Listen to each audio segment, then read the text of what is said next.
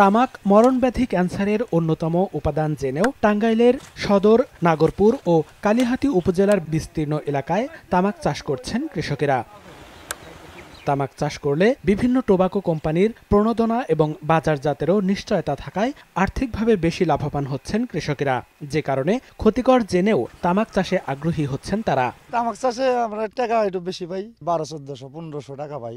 অন্যান্য ফসলেতে এত হয় না। কলই বা শস্যা 40 থেকে 50 টাকা আবাদ দেখো, ওতে আমাকে না পোষাতে আমরা এই তামাকের আবাদ করি।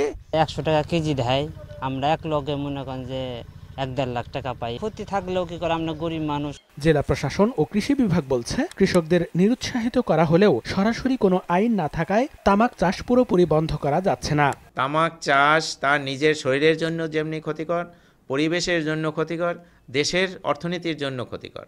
সুতরাং সার্বিকভাবে তামাক চাষ না করার জন্য আমরা কৃষককে পরামর্শ দিয়ে যাচ্ছি। আমি ইতিমধ্যে কথাও বলেছি আমাদের কৃষি ডিপার্টমেন্টের সাথে, কিন্তু কৃষি উৎপাদন এবং বিপণনের যে নীতিমালাগুলো রয়েছে সরকারি, সেগুলোতে আসলে উৎপাদন বাধা দেওয়ার মতো কোনো প্রভিশন তাদের হাতে না থাকায় তারা সরাসরি বাধা দিতে পারছে না। নিজেদের সমাজকে যদি আমরা ক্ষতির হাত থেকে রক্ষা করতে চাই, সেই ধরনের উদ্বুদ্ধকরণের মাধ্যমে হয়তো এটা একটা চেঞ্জ আসবে, আমরা আশা করি। টাঙ্গাইলে মোট 235 হেক্টর জমিতে তামাক চাষ করা হচ্ছে। গত বছর তামাকের আবাদ হয়েছিল 225 হেক্টর জমিতে।